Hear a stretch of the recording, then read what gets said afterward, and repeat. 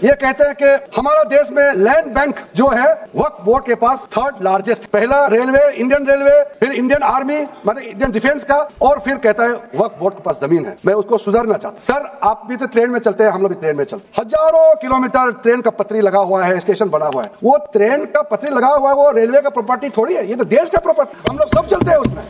इसको आप कैसे लगा सकते हैं कि रेलवे के पास इतना है, वक्फ बोर्ड के पास इतना है? वो देश का प्रॉपर्टी। हमारा डिफेंस के पास कहता है कि सेकंड लार्जेस्ट है। डिफेंस के पास जो भी लैंड है, जहाँ ट्रेनिंग करता है, जहाँ वो रहता है, या बॉर्डर एरिया में जितना डिफेंस लैंड है, वो देश का रक्षा के लिए है। उसको आप कैसे वक्फ प्रॉपर्टी के साथ आप तुलना कर सकते हैं?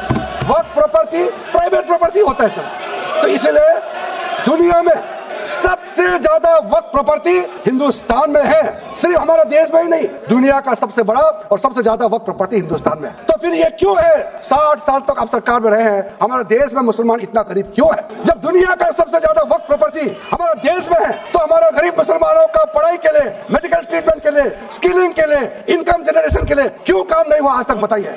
ये दुनिया का सबसे बड़ा वक्फ प्रॉपर्टी अगर हिंदुस्तान में है, तो उस प्रॉपर्टी से गरीबों का उत्थान के लिए, लोगों का भला के लिए अगर ये सरकार नरेंद्र मोदी जी के नेतृत्व में गरीब मुसलमानों के लिए काम कर रहा है, तो इसमें आपत्ति क्यों होना चाहिए? आप लोग बताइए।